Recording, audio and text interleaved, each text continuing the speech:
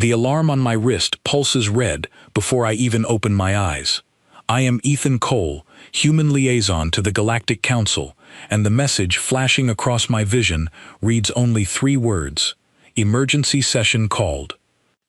I am still buttoning my jacket when I reach the corridor outside my quarters on the council station, a ring of metal and glass that orbits a dying star nobody bothered to name. Delegates from a dozen worlds pass me without a glance, the way they always do. To them, I am furniture, a human, a curiosity from a backward little planet that was only granted a seat at the table 11 years ago, and only because the Council needed a buffer species between 2 older powers who hated each other more than they hated us. A tall being with silver skin and no visible mouth stops in front of me. His name translates roughly to Counselor Vantorn, and he has never once said a kind word to me. "You are late, human," he says, the words arriving in my earpiece a half-second after his throat vibrates. "I was not informed the session moved earlier," I answer, keeping my voice level. "Nothing is ever informed to your kind on time," he says, "perhaps because your kind rarely matters enough to inform." I do not answer that. I have learned, in 11 years, that answering only gives them more to laugh about. I walk past him into the great chamber, where 40 seats curve around a floating chart of the galaxy, and I take my place at the small human bench near the back, the one added as an afterthought, bolted on after the original design was finished. The session begins with routine matters: trade routes, border disputes between 2 insect-like species who have been fighting the same war for 600 years. Then the Council's attention turns, as it always eventually does, to us. "There is a formal complaint," announces the presiding elder, a being called Thessaly who has led this council longer than my species has had written language. The Kethrani delegation reports that a group of human scientists have been observed studying ruins on the Outer Rim, ruins that belong to a protected archive, ruins the humans have no clearance to enter. Every eye in the chamber turns to me. I feel the old familiar heat rise in my chest, the one that comes from being blamed for something I have not even heard of yet. "I request time to investigate the claim," I say. Thessaly's many eyes blink in sequence. A gesture I have come to understand means mild amusement. "Investigate quickly, Ethan Cole. The last time your species touched something it did not understand, we lost an entire trade station." Laughter ripples through the chamber, low and cruel, the kind of laughter reserved for a joke everyone has heard before, but still enjoys. I sit through it with my jaw tight, because that is my job. I am the human who sits through it. After the session ends, I do not go back to my quarters. I go straight to the communication bay and open a secure channel to Earth. It takes almost 11 minutes for my signal to reach home, and 11 more for a reply. An eternity by Council standards, where the older races speak across star systems in the time it takes to breathe. The face that finally appears is Laura Bennett, lead of the Human Research Division stationed on the outer colony of Meridian. She looks tired in the way people look when they have not slept properly in days, but there is something else behind her eyes, something bright. "Ethan," she says, before I can speak, "tell me the Council does not already know." "Know what?" I ask. "Laura, they are accusing our people of trespassing on protected ruins. I need to understand what is happening before I stand in front of them again." She glances over her shoulder, then leans closer to the camera, lowering her voice, even though we are a full star system apart. "We found something," she says, "in the old structures near the 4th moon. It is not just architecture, Ethan. It is a network, a living network, buried under the rock, older than every species in that council chamber combined. And 2 days ago, one of our engineers touched it the wrong way, and it answered him." I feel my stomach tighten. Answered him how? "It spoke to him," she says, "not in words, in understanding. He described it like suddenly knowing something he never learned, like the network recognized a pattern in his mind and simply completed it." I sit back in my chair, trying to process what she is telling me. The council races have studied precursor ruins for thousands of years. Entire academic careers are built on decoding fragments of writing left behind by whoever built the first great structures of this galaxy. And in a matter of days, a group of humans stumbled onto something the older species never managed to unlock. Does the Council know? I ask again. Not yet, she says. But Ethan, listen to me. This is not something we can keep quiet for long. Whatever is buried under that moon, it is waking up. I want to ask more, but the channel flickers, warning me that Council monitors are scanning outgoing signals, a routine intrusion they perform on all member species but perform on humans far more often than anyone else. I close the connection and sit alone in the dim bay, staring at my own reflection in the dark screen. 11 years ago, when Earth was first granted a seat on the Council, I remember the celebrations. I remember thinking we had finally arrived, that we were part of something larger than ourselves. What I did not understand then, and what I understand now with painful clarity, is that we were never meant to be equals. We were meant to be managed, watched, kept small enough to never threaten the order the older species built long before humanity learned to light a fire. I think about Van Torn's mouthless face and his casual cruelty. I think about the laughter in the chamber. And then I think about Laura's voice, quiet and urgent, telling me that something ancient beneath a human colony had just opened its eyes.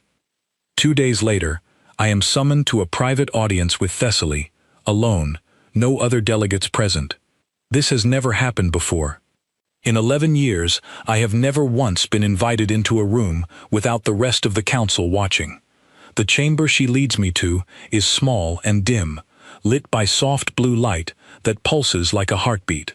She studies me with all of her eyes at once, and for the first time, I do not see amusement in her expression.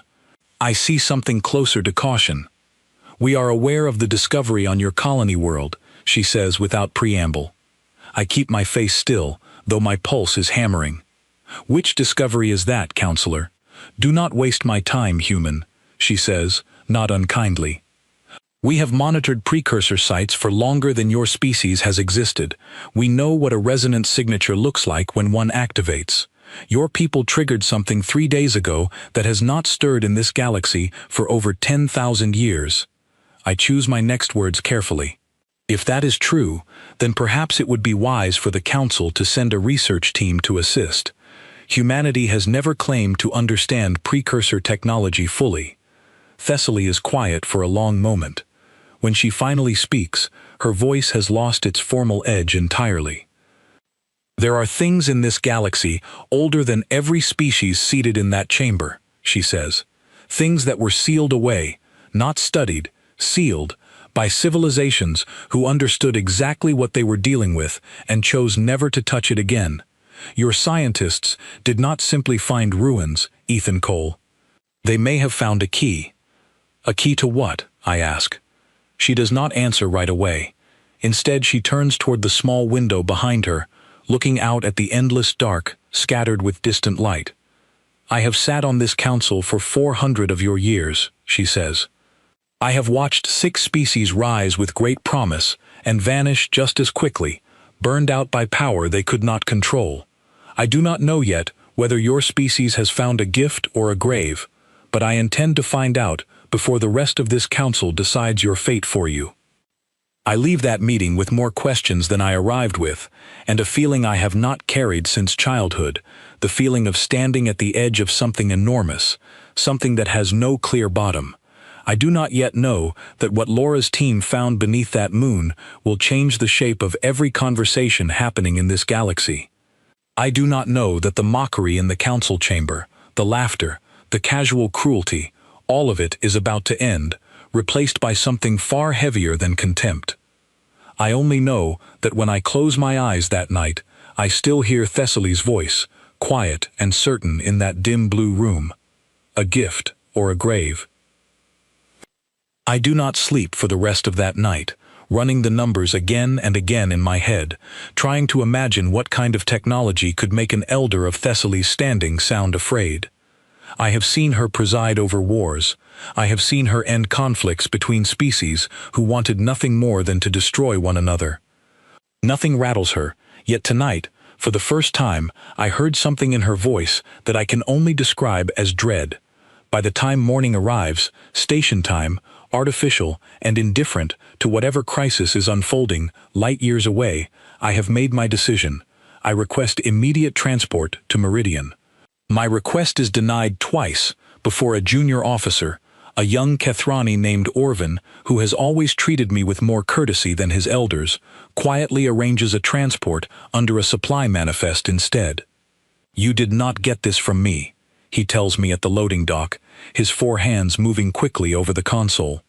"Why help me?" I ask. He pauses, glancing around before answering.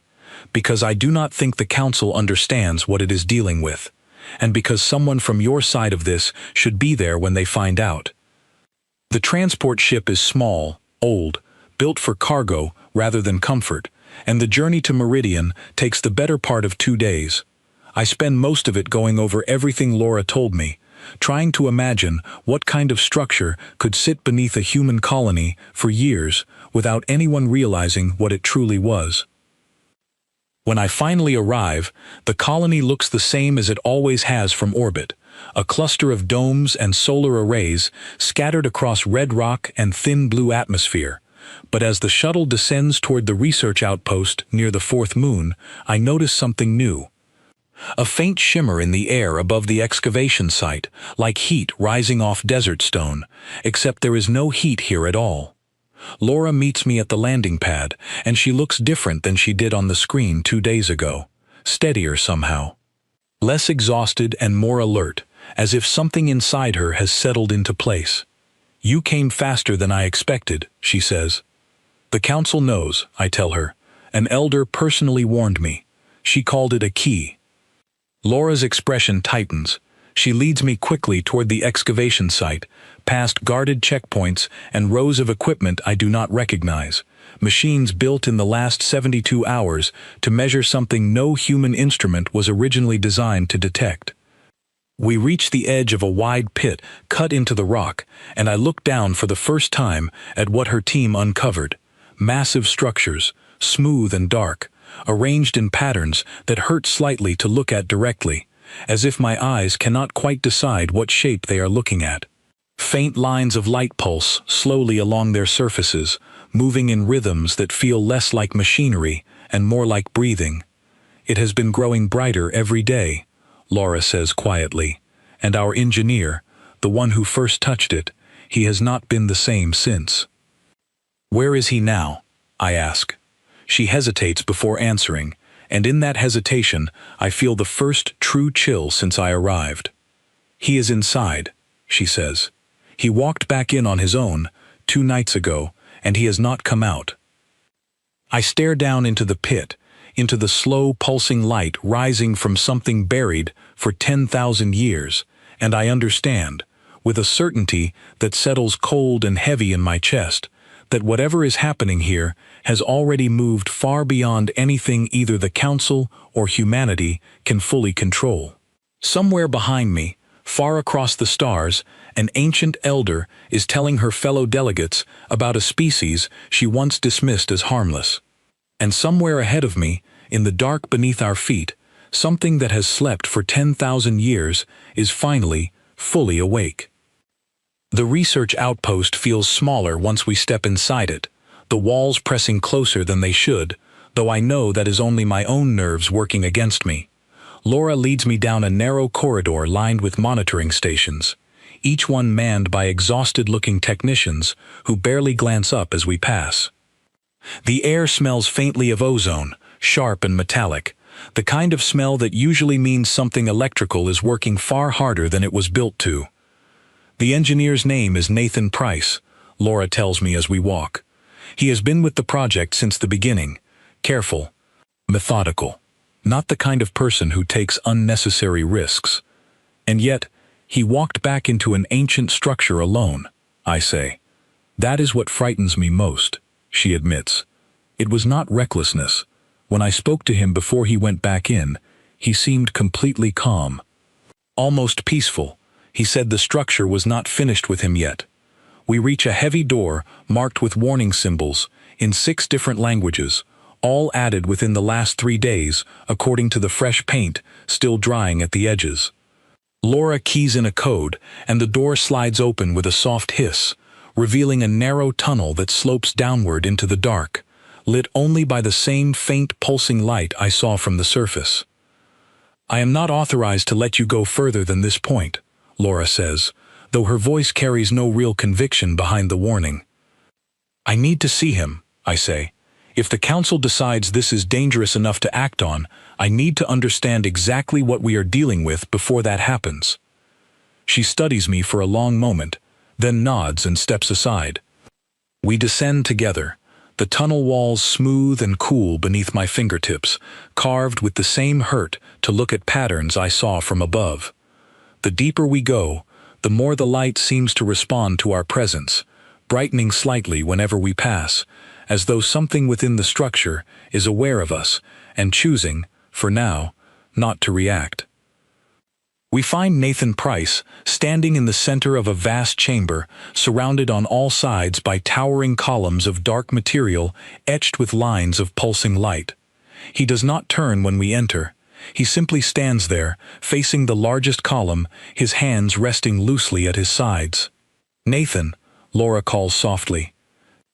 He turns slowly, and I have to stop myself from stepping back. His eyes are the same, his face is the same, but there is something behind his expression that was not there before.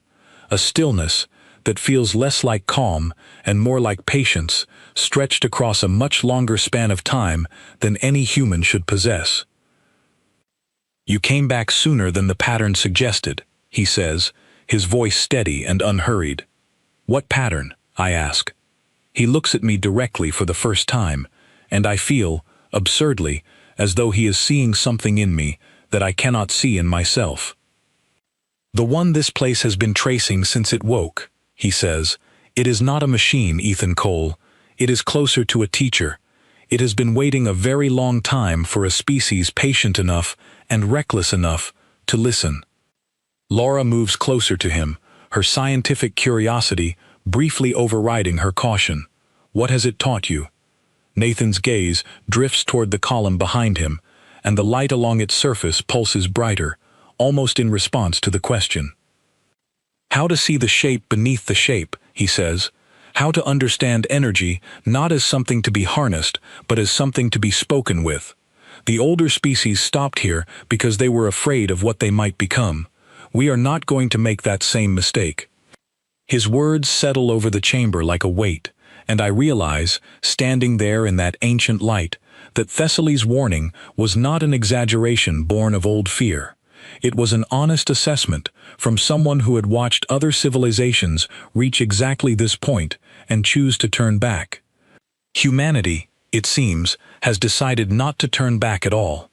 I spend the next several hours in that chamber, watching as Nathan calmly demonstrates small fragments of what the structure has shown him, gestures that bend light without any visible device, patterns drawn in the air that cause the ancient columns to hum in response. Laura records everything with trembling hands, torn between scientific wonder and something closer to fear. By the time we climb back to the surface, the sky above Meridian has turned a deep orange, the twin suns setting behind distant hills. I stand outside the outpost for a long while, staring up at the darkening sky, knowing that somewhere among those distant points of light, the Council is already debating what to do about a species they have never truly understood. I send a brief report back to the station that night, careful with my words, aware that every transmission is monitored. I do not mention the full scope of what I witnessed. I only confirm that the ruins are active and that further study is required. It is not enough to buy us much time.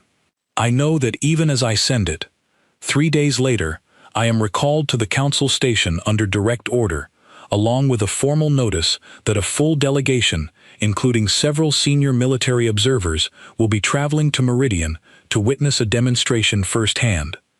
I am told this is meant to be a diplomatic gesture, an opportunity for humanity to explain itself before any decisions are made. I do not believe that for a moment. I have sat in enough council chambers to recognize the language of an ultimatum dressed politely. When the delegation arrives on Meridian 2 weeks later, the colony has changed.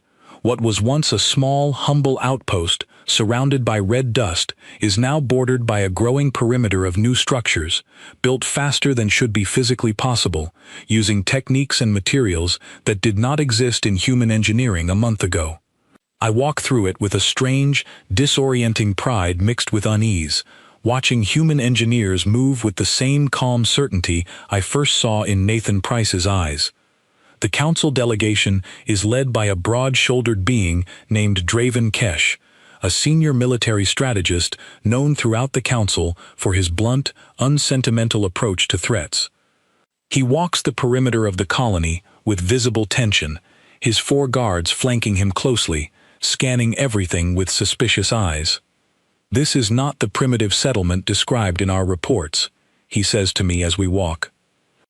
"We have made progress," I answer carefully. "Progress," he repeats, tasting the word like something unfamiliar. "Your species discovered forbidden technology less than 1 month ago, and already you have reshaped an entire colony around it. Tell me, Ethan Cole, is this progress, or is this something else entirely?" I do not answer him directly. I lead him instead toward the excavation site, where Laura and Nathan wait to begin the demonstration the council specifically requested.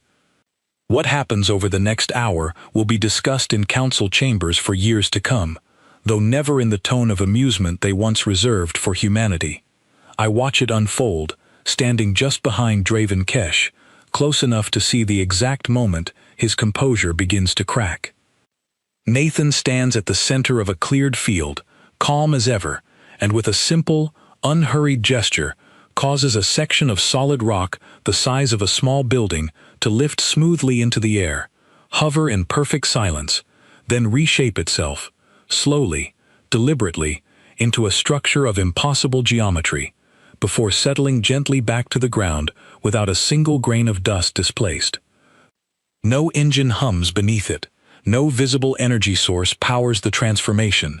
It is simply done, the way a person might casually rearrange furniture in their own home. The silence that follows stretches long and heavy across the field. I glance at Draven Kesh, and for the first time in 11 years, I see something on the face of a council official that I have never seen directed at humanity before. Not amusement, not condescension, fear. That night, I overhear 2 of the council guards speaking quietly outside the outpost, unaware that I understand their language well enough to catch most of it. They speak of urgent messages sent back to the council station, of emergency sessions being scheduled, of a phrase repeated more than once that chills me far more than anything I witnessed in that field. Containment protocol. I do not sleep again that night. I sit alone outside the outpost, staring up at a sky suddenly full of ships I did not notice arriving, and I understand, with total clarity, that the council has stopped asking what humanity has found. They have started asking what to do about it. I think of Thessaly's words in that dim blue chamber, weeks ago now, though it feels like a different lifetime. A gift, or a grave, she called it. Watching the fear settle over Draven Kesh's face in that field, I finally understand that the council has already made up its mind which one they believe it to be. And they are preparing to act accordingly. I am recalled to the council station within hours of that demonstration, and this time there is no pretense of diplomacy in the summons. My transport is a military vessel, cold and utilitarian, escorted by 2 armed Kathrani fighters the entire way. Nobody speaks to me during the journey. Nobody needs to. I can read the tension in every clipped movement, every avoided glance. When I arrive, the station feels different.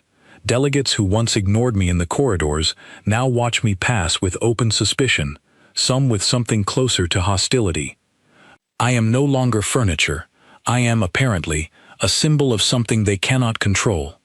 Orvin finds me before I even reach my quarters, moving quickly, his 4 hands trembling slightly as he pulls me into a side corridor away from the main walkway. "You should not be walking around freely," he whispers.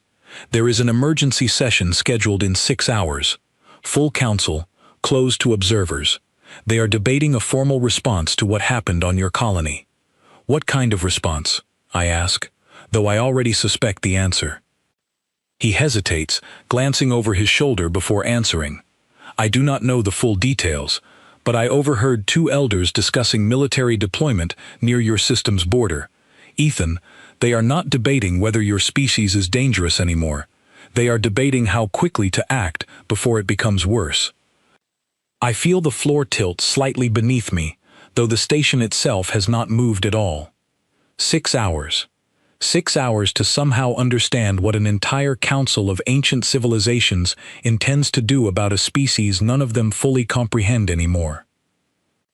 I need to be in that session, I tell him. That is forbidden, Ethan. Only full council members are permitted in a closed emergency session.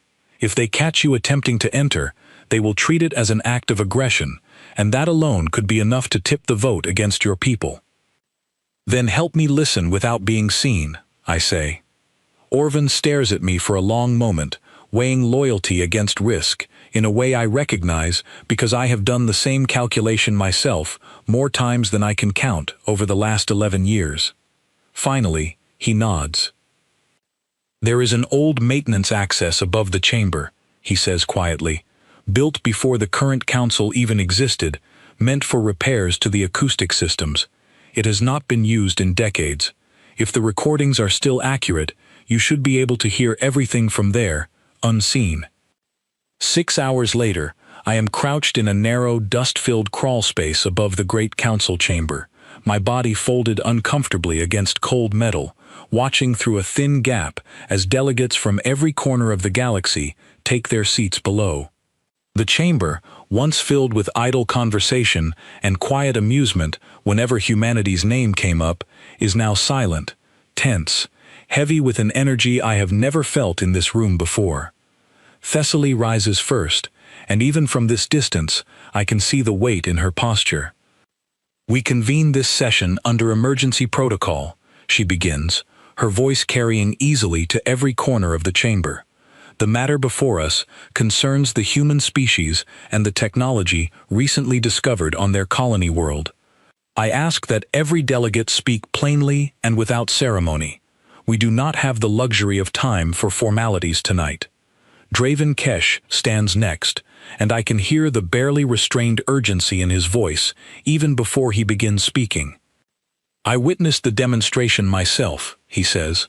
What the humans have discovered is not simply advanced technology, it is a direct interface with a precursor network, one that has remained sealed for over 10,000 years for reasons this council has long understood but rarely spoken aloud. In less than 1 month, without any formal training, without any understanding of the risks involved, the humans have already achieved manipulation of matter and energy that our own most advanced species required centuries to approach cautiously, and even then, only partially. A murmur ripples through the chamber. I press closer to the gap, straining to see the reactions of the delegates below. A silver-skinned elder rises next, one I recognize as representing the Velkar Assembly, a species known throughout the Council for their long and painful history with precursor technology. We have seen this before, the Velkar elder says, her voice low and grave. 3,000 years ago, my own ancestors discovered a fragment of this same network on the edge of our territory. We were cautious. We studied it slowly, over generations, terrified of exactly what the humans have apparently embraced without hesitation. And still, despite all our caution, it nearly destroyed us.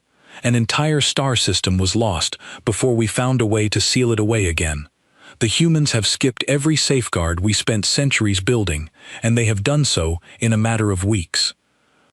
Another voice rises, sharp and cold, belonging to a delegate I do not recognize, representing a species near the galactic rim whose name I have never learned to pronounce correctly.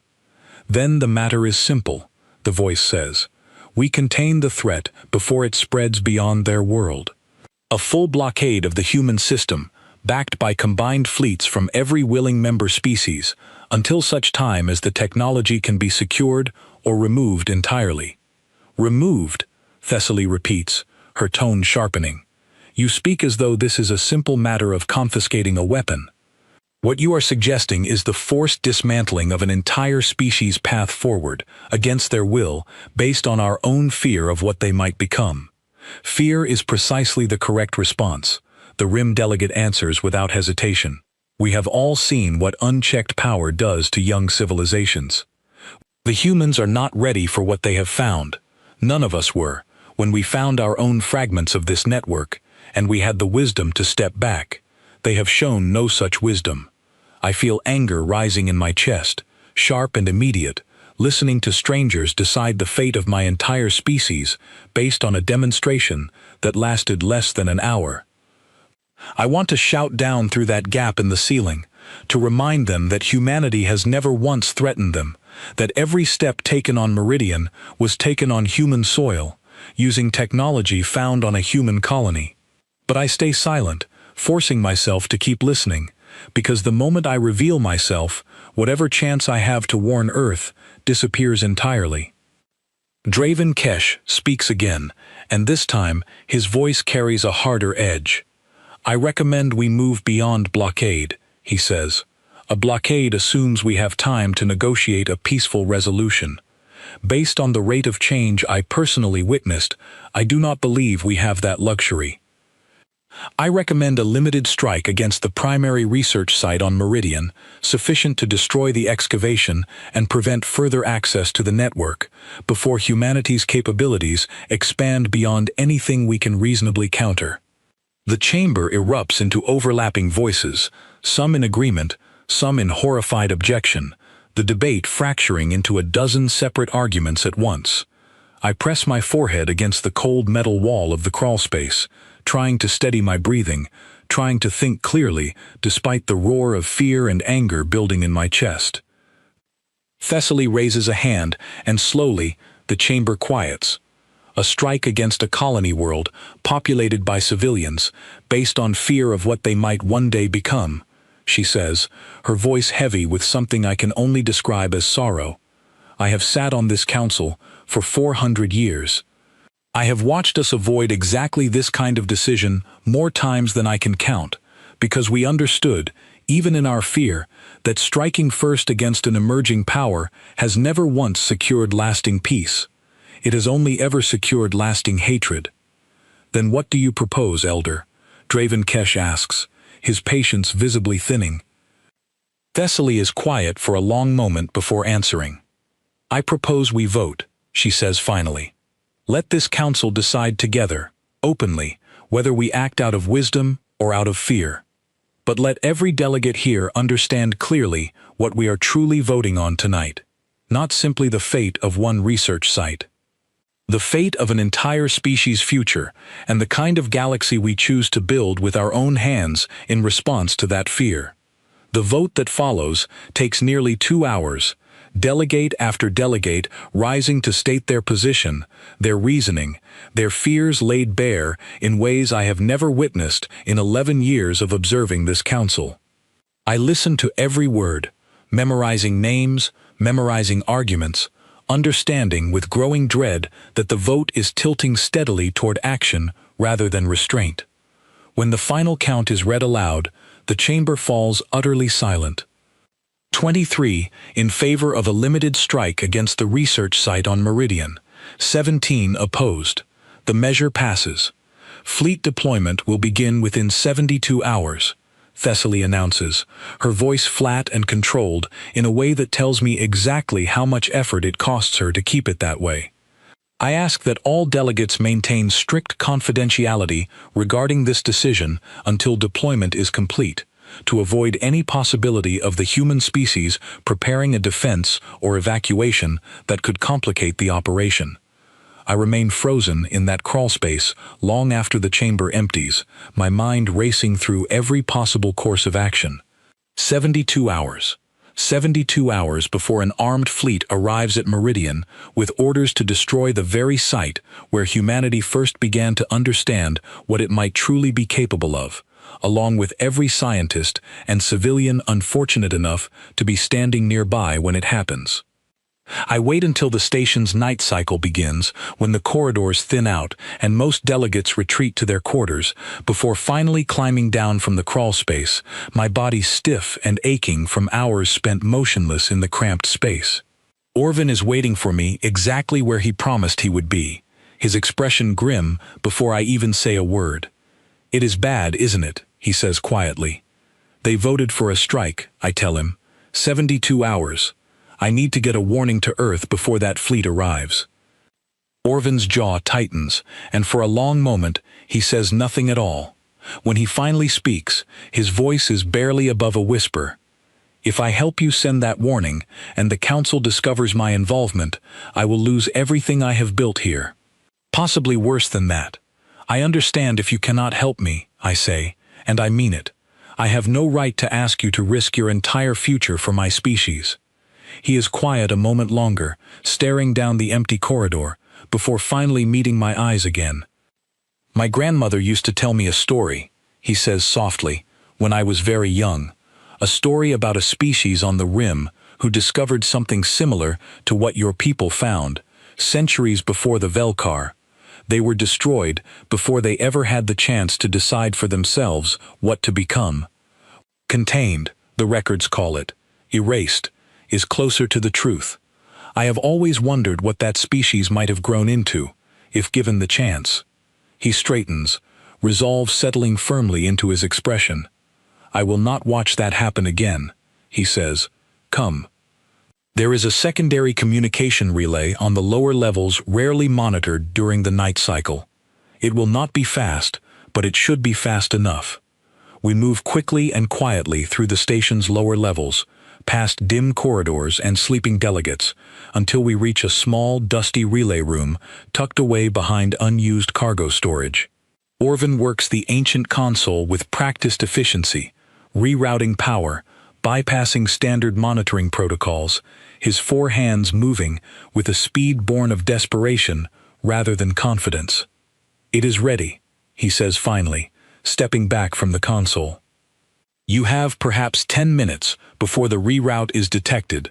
Say what you need to say." I sit before the console, my heart pounding, and I begin recording the most important message of my entire life. I tell them everything. The vote, the 72-hour deadline, the location and scale of the fleet being assembled.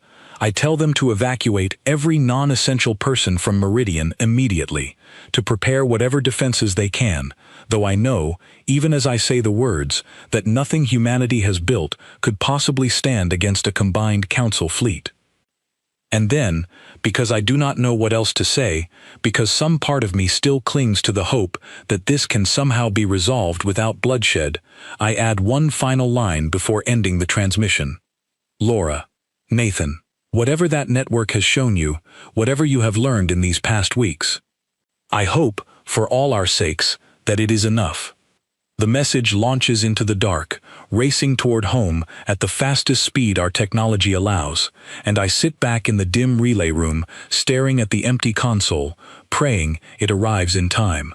Orvin touches my shoulder gently. "We should not linger here," he says. "If they trace this back to us, neither of us will be in a position to help your people again." I nod, rising slowly, my legs unsteady beneath me.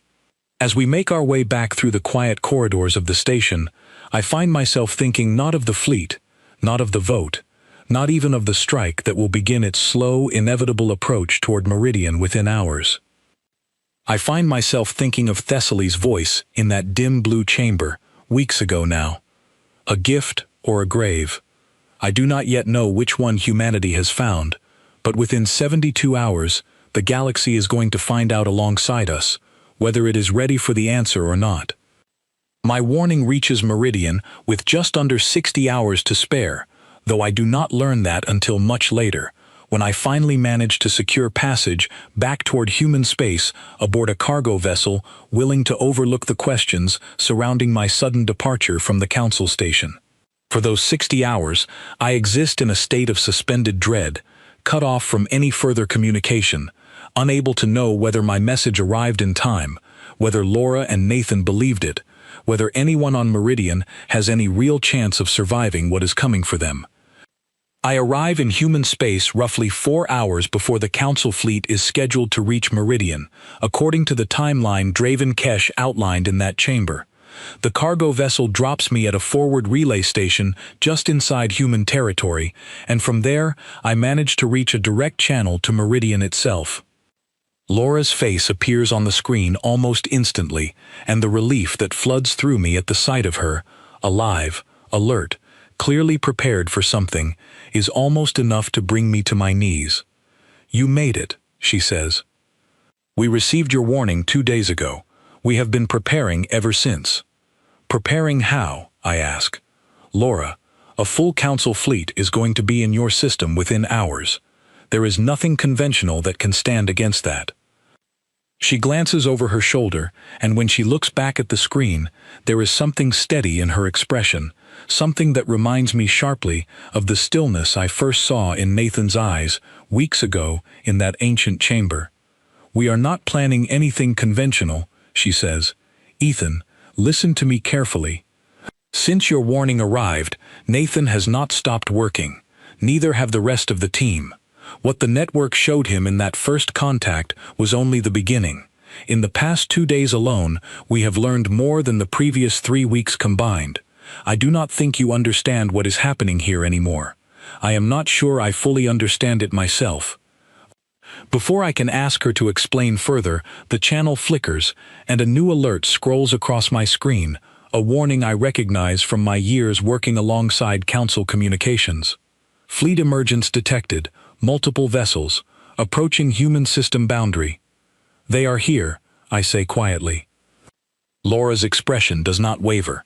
Then it is time to see exactly what we have learned. I secure emergency passage on a fast transport, heading directly toward Meridian, unwilling to sit safely at the relay station, while my own warning potentially sends an entire colony to its destruction. The journey feels endless, every minute stretching unbearably as I imagine, again and again, the scale of the fleet Draven Kesh described. Dozens of warships from a dozen different species, each one representing centuries of military technology, far beyond anything humanity has ever built. When I finally arrive in orbit above Meridian, what I see through the transport's viewport stops my breath entirely. The Council fleet is exactly as massive and terrifying as I feared, a dense formation of warships stretching across the dark sky above the colony, their weapons already charging with visible energy along their forward hulls. And standing between that fleet and the surface of Meridian, impossibly, is something I have no framework to properly understand. It is not a fleet of human warships. It is something else entirely. A shifting formation of light and structure, drawn directly from the excavation site below, rising into orbit in patterns that defy every principle of engineering I have ever studied. Human vessels, yes, but reshaped, augmented, moving with a fluid grace that no conventional propulsion system could ever achieve, surrounded by shimmering fields that bend and ripple like something alive rather than mechanical. I request an open channel to the surface, and Laura answers almost immediately, her voice steady despite the chaos surely unfolding around her. "Do not intervene, Ethan," she says before I can even speak. "Stay clear of the engagement zone. We need you alive to explain what happens next, whatever that turns out to be." What happens next unfolds faster than I can properly process, even watching it directly through the transport's viewport with my own eyes. The Council fleet opens fire first, a coordinated barrage of energy weapons and kinetic projectiles aimed squarely at the shifting formation protecting Meridian. I brace myself instinctively, certain I am about to witness the destruction of everything humanity has built in these past weeks. Instead, the incoming barrage simply stops, not deflected, not absorbed in the conventional sense. It simply ceases to exist partway through its trajectory, as though the very fabric of space between the fleets has been quietly, calmly rewritten to no longer permit violence to pass through it. The silence that follows, even across the vacuum where sound cannot travel, feels deafening in its implication. A second wave of fire follows, more desperate this time, and the same thing happens. Weapons fired in perfect coordination simply fail to reach their target, fading into nothing partway through space, as though the humans below have not built a shield in the traditional sense at all, but have instead learned to simply decline the possibility of harm reaching them. I watch Council vessels begin to break formation, confusion and panic evident, even from this distance in the erratic way they maneuver, some attempting to retreat, others attempting new angles of attack, all of it failing in exactly the same quiet, absolute way. Then, slowly, deliberately, the shifting human formation begins to move forward. I expect destruction. I expect the same devastating, decisive violence I have seen human military doctrine capable of throughout our brief history among the stars. Instead, what I witness is something far stranger and in its own way far more unsettling to watch unfold. One by one, without a single visible weapon being fired, Council warships simply go dark. Their engines power down. Their weapon systems fall silent. Entire vessels, some crewed by hundreds, drift gently, gradually, guided by some invisible controlled force toward the outer edge of the system, disarmed completely, but entirely undamaged, their crews very much alive, and based on the panicked communications I intercept across open channels, very much unharmed. It takes less than 20 minutes for the entire Council fleet, every single vessel, to be rendered completely powerless and guided safely out of engagement range, without a single life lost on either side. I sit in stunned silence aboard the transport, watching the aftermath unfold, understanding with slow, dawning clarity exactly what I have just witnessed. Humanity did not destroy the fleet sent to destroy us. We simply, calmly, made destruction impossible, and then quietly disarmed our attackers without causing them any lasting harm at all. I request emergency clearance to land, and this time, no one denies me. The scene on the surface, when I finally arrive, is nothing like what I expected. There is no celebration, no triumphant gathering of victorious soldiers. Instead, I find Laura, Nathan, and the rest of the research team standing quietly near the excavation site, watching the sky, their expressions somber rather than jubilant, as though they too are only now beginning to fully understand what they have become capable of. Nathan turns as I approach, and for the first time since I first saw him in that ancient chamber, there is something almost apologetic in his expression. "We did not want it to come to this," he says quietly, before I can even speak. "We spent the last 2 days trying to find a way to protect Meridian without causing harm to anyone, human or otherwise. I am relieved it worked. I am not certain it will always be that simple. What did you become?" I ask him honestly, unable to think of a better way to phrase the question that has been building in me since I watched an entire fleet disarmed without a single shot fired in return. He considers the question carefully before answering. "I do not think we have a name for it yet," he says. "The network did not teach us to build weapons, Ethan. It taught us to understand the deeper structure beneath everything, energy, matter, even intention itself, closely enough to simply choose different outcomes than the ones being forced upon us. We did not defeat that fleet. We simply refused to allow the outcome they were trying to create." Laura steps closer, her eyes still fixed on the sky, where the disarmed Council fleet drifts silently at the edge of the system, awaiting instructions from a Council that surely has none prepared for a situation like this.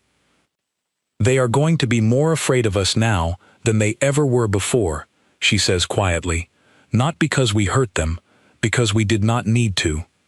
I think of Thessaly, standing in that dim blue chamber weeks ago, telling me about a gift or a grave.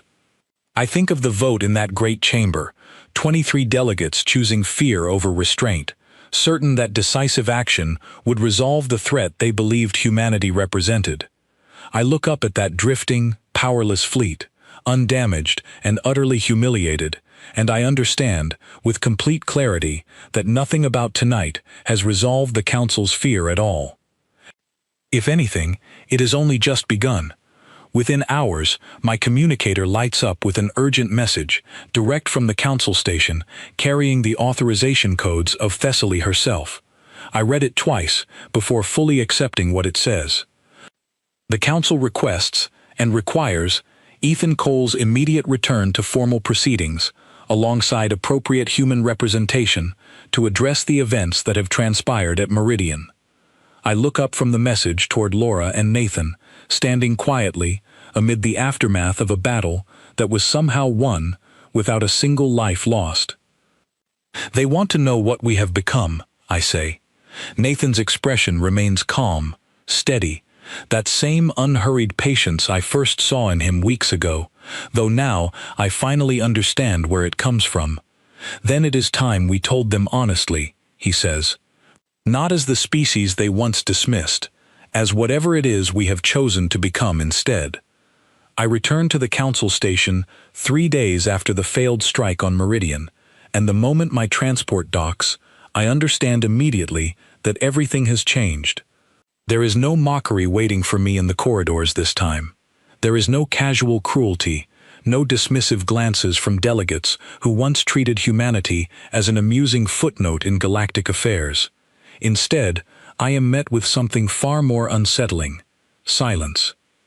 Careful, deliberate silence from beings who no longer know quite how to look at me. Orvin meets me at the docking bay, and the relief on his face when he sees me is immediate and genuine. You are alive, he says, and unharmed from what I can see. More than alive, I tell him. Orvin, what happened at Meridian, I still do not fully understand it myself, but the council needs to hear it directly, not filtered through fear and second-hand reports. He nods slowly, falling into step beside me as we make our way toward the great chamber. I do not think fear is something the council can avoid at this point, he says quietly. Word has already spread, even without official confirmation. An entire fleet, disarmed and returned without a single casualty. Nobody knows what to make of it. Some believe it is proof of exactly the danger they feared. Others believe it is proof of something entirely different, a species choosing restraint, even when given every reason and every capability to do otherwise. Which do you believe? I ask him. He considers the question for a long moment before answering. I believe, he says finally, that your species has just shown this galaxy something it has not seen in longer than any of us can properly remember. Power without cruelty. I do not know yet whether the Council is wise enough to recognize the difference. We arrive at the great chamber, and this time I am not seated at the small, bolted-on bench near the back reserved for humanity's afterthought presence. Instead, I am led to a newly arranged seat near the center of the chamber, close enough to Thessaly's own position that the symbolism is impossible to ignore. The chamber fills slowly, delegates taking their seats with none of the idle conversation that once preceded these sessions. Draven Kesh enters last, and I watch him closely as he takes his place, searching his expression for any sign of the fear I witnessed from a distance during the failed engagement. I find it there, carefully controlled but unmistakably present. Thessaly rises to address the chamber, and her voice, when it comes, carries none of the formal detachment I have grown accustomed to over 11 years of watching her preside over this council. 3 days ago, this council authorized a strike against a human research site, believing it necessary to contain a threat we did not fully understand, she begins. That strike failed, not through human aggression, but through human restraint. Every vessel and every crew member sent to Meridian returned to us entirely unharmed. I ask that this fact be recorded clearly and permanently in the proceedings of this session, because I believe it is the single most important detail we must reckon with today. A murmur moves through the chamber, quieter than before, more contemplative than accusatory. I invite Ethan Cole to address this council directly, Thessaly continues, turning toward me. Not as a junior liaison observing on behalf of his species, but as a representative prepared to speak honestly about what humanity has become and what this council should understand about the path forward. I rise slowly, aware of every eye in the chamber fixed on me, aware that whatever I say in the next few minutes will shape how this galaxy views humanity for generations to come. I think of 11 years of quiet condescension, of laughter at humanity's expense, of Van Torn's casual cruelty in that corridor just days ago. I think of Nathan's calm, unhurried patience in that ancient chamber beneath Meridian, and Laura's steady conviction as she watched an entire fleet, disarmed without a single life lost. I choose my words carefully. 11 years ago, my species was granted a seat on this council. I begin. We were told we had finally arrived, that we were part of something larger than ourselves. What we came to understand, slowly and painfully, is that we were never truly welcomed as equals. We were tolerated, managed, kept carefully in our place, because our place was small enough to never threaten the order this council spent thousands of years building. I pause, letting the words settle before continuing. 3 weeks ago, everything changed. Not because we sought power for its own sake, but because we found something this galaxy left buried and forgotten, and we chose to understand it rather than fear it. I will not pretend that choice was without risk. I will not pretend we fully understood what we were reaching for when we began. But I will say this clearly, so that every delegate in this chamber understands it without doubt or confusion. When this council chose fear over patience, when you sent warships to destroy a colony rather than sit down and simply ask us what we had found, we did not answer that fear with violence of our own. We answered it with restraint. We had every capability to destroy that fleet entirely. We chose not to. I look directly at Draven Kesh as I continue. You called our discovery a threat requiring immediate elimination, I say. I understand why. Fear of the unknown is not unique to any single species, and I do not fault this council for feeling it. But I ask you to consider something honestly. If humanity had wanted to answer fear with cruelty, we had every opportunity to do so 3 days ago, and chose otherwise. That choice should tell you far more about what we intend to become than any demonstration of power ever could. Thessaly rises beside me, and her voice, when she speaks, carries a weight that settles firmly over the entire chamber. I have sat on this council for 400 years, she says. I have watched species rise and fall, watched fear and cruelty shape decisions that echoed across centuries. I called what humanity discovered a gift, or a grave, weeks ago, uncertain which it would prove to be. I believe, after what I witnessed 3 days ago, that I finally have my answer. She turns to address the full chamber. I propose we do not repeat the mistake we nearly made, she says. Instead of containment, instead of fear-driven action, I propose this council extend a formal invitation to humanity, not as a species to be managed, but as a full and equal partner in shaping whatever comes next for this galaxy. We have spent centuries fearing power we did not understand. Perhaps it is time we learned, finally, to trust a species willing to demonstrate restraint, even when restraint was not required of them. The vote that follows takes considerably less time than the one that authorized the strike on Meridian. When the final count is read aloud, the chamber falls into a silence far different from the one that followed the previous vote, heavier with reflection rather than dread. 31 in favor, 9 opposed. The measure passes. In the weeks that follow, everything about humanity's place among the stars shifts in ways I could not have imagined even a month earlier. Laura and Nathan lead an expanded research effort at Meridian, now conducted openly, with careful, deliberate oversight from a joint council of human and council scientists working together for the first time in genuine partnership rather than suspicion. The network beneath the fourth moon continues to teach, slowly, patiently, and humanity continues learning, careful now, deliberate, aware of the weight of what we have found. I remain on the council station, though my role has changed entirely. I am no longer the junior liaison, seated at a small, bolted-on bench near the back of the chamber. I sit now among senior delegates, my voice carrying weight in discussions that shape policy across dozens of systems. my presence no longer met with mockery or condescension, but with something closer to careful respect, tinged still, understandably, with a lingering trace of caution. Van Torn approaches me one evening in the same corridor where he once told me nothing was ever informed to my kind on time. He stops in front of me, and for a long moment, neither of us speaks. "I believed your species incapable of true strength," he says finally, without preamble. "I understand now that I mistook cruelty for strength, and mistook your restraint for weakness. I was wrong on both accounts. I do not respond with anger, though 11 years of quiet resentment would justify it easily enough. Instead, I simply nod. We are still learning what we are capable of," I tell him honestly. "I hope, when we finally understand it fully, we remain worthy of the trust this council has chosen to extend." He studies me a moment longer, then continues down the corridor without another word, leaving me alone with my thoughts in a hallway that once represented every ounce of condescension humanity endured to earn our place among the stars. I think often, in the months that follow, of Thessaly's words in that dim blue chamber, weeks before any of this began. A gift or a grave, she called it, uncertain which humanity's discovery would prove to be.